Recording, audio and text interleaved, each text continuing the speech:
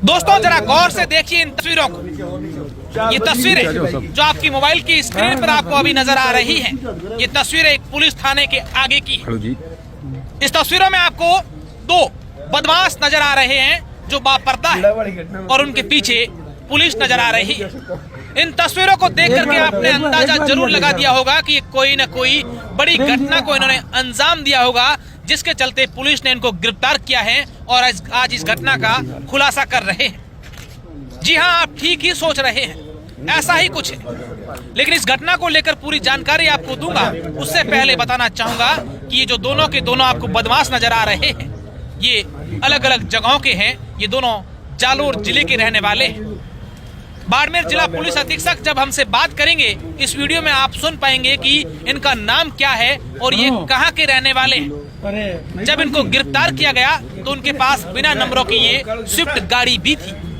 अब पुलिस ये जांच पड़ताल कर रही है कि जो स्विफ्ट गाड़ी इनके पास है ये चोरी की है इनकी खुद की है।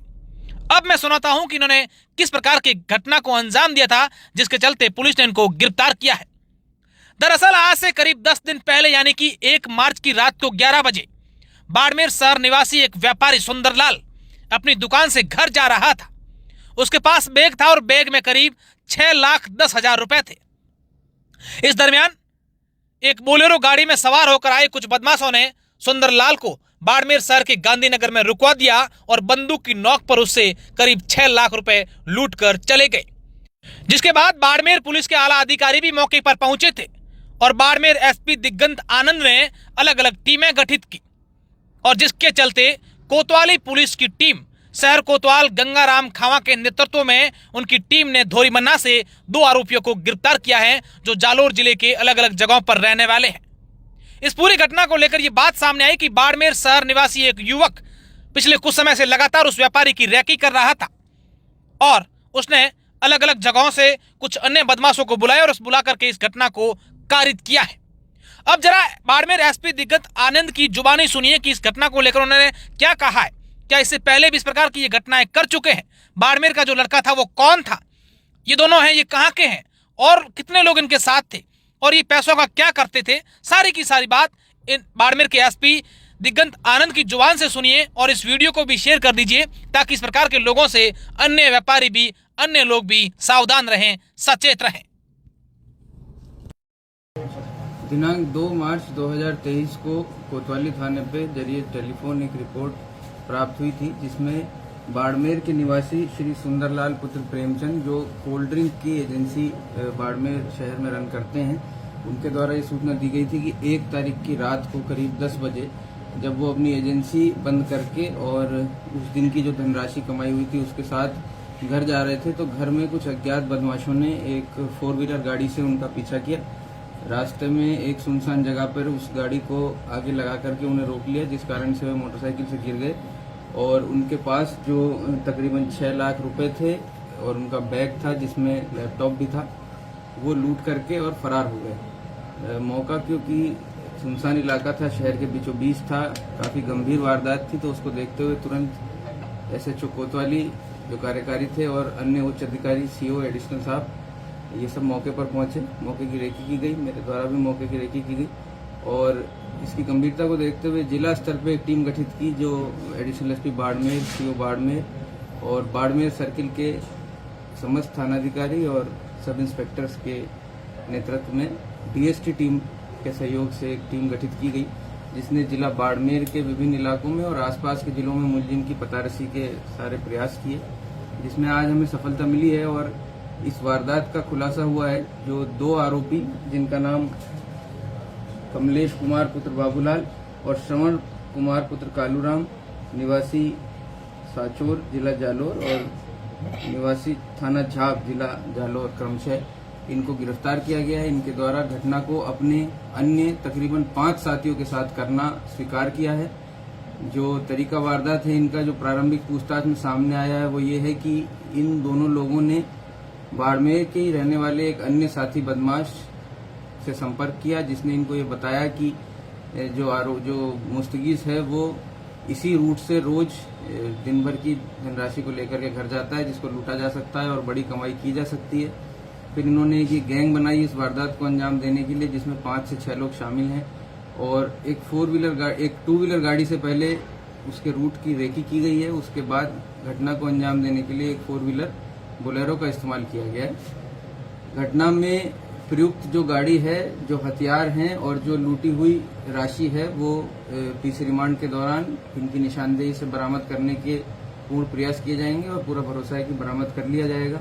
जो अन्य नामजद आरोपी हैं उनकी गिरफ्तारी के लिए, जैसा कि अभी हम बात कर रहे हैं, काफी टीमें ऑलरेडी फील्ड में हैं और उनकी गिरफ्तारी जल्द होने की प्रबल संभावना है। इसी के साथ साथ जो डीएसटी टीम और जो थानों की टीम है, जिन्होंने ये वारदात को अथक प्रयास और मेहनत के साथ सीसीटीवी कैमरा, सीडीआर, आईपीडीआर और मानव सूचना संकलन करते हुए खोला है, उन्हें उचित रिवार्ड देने के लिए अनुशंसा भी की गई थी।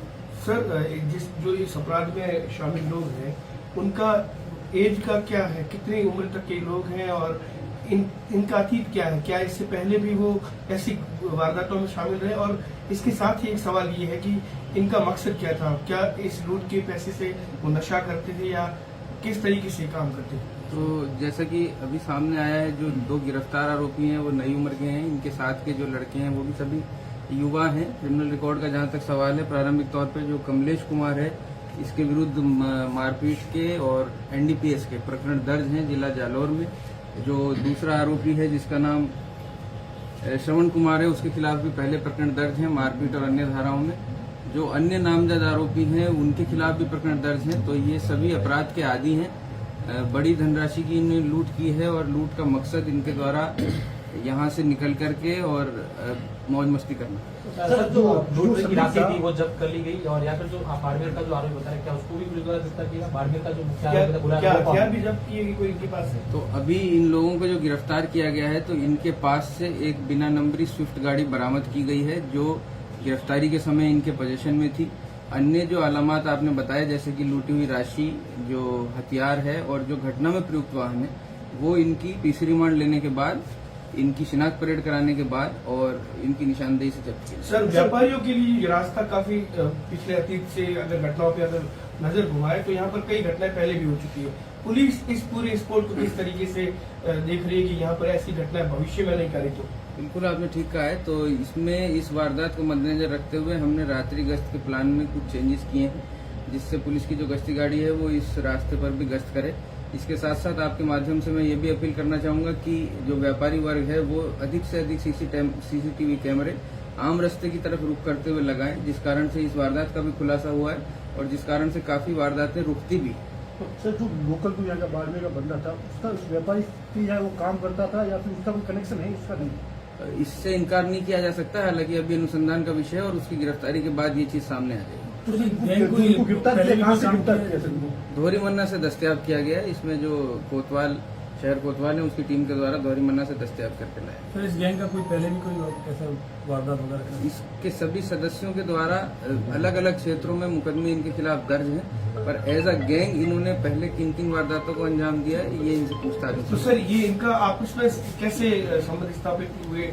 क्या ये पहले जेल में साथ रहे या इनका कनेक्शन कैसे हुआ? बता रहे कि एक गौरी मन्ना का इलाके का है, जालौर में भी एनडीपीएस के मुकदमे उसके ऊपर है। तो जैसा मैंने बताया, इसमें जो इनका लोकल कॉन्टैक्ट था उसने इस विक्टिम को चिन्हित करने में भूमिका निभाई है। उसके कहीं ना कहीं ये ध्यान में था कि ये एक धनराशि लेकर के रोज जाता है और फिर वारदात को अंजाम देने के लिए क्योंकि अन्य साथियों की और वाहन की जरूरत थी, इसलिए इनको एकत्रित किया गया। सर, गिड़ा का एक मामला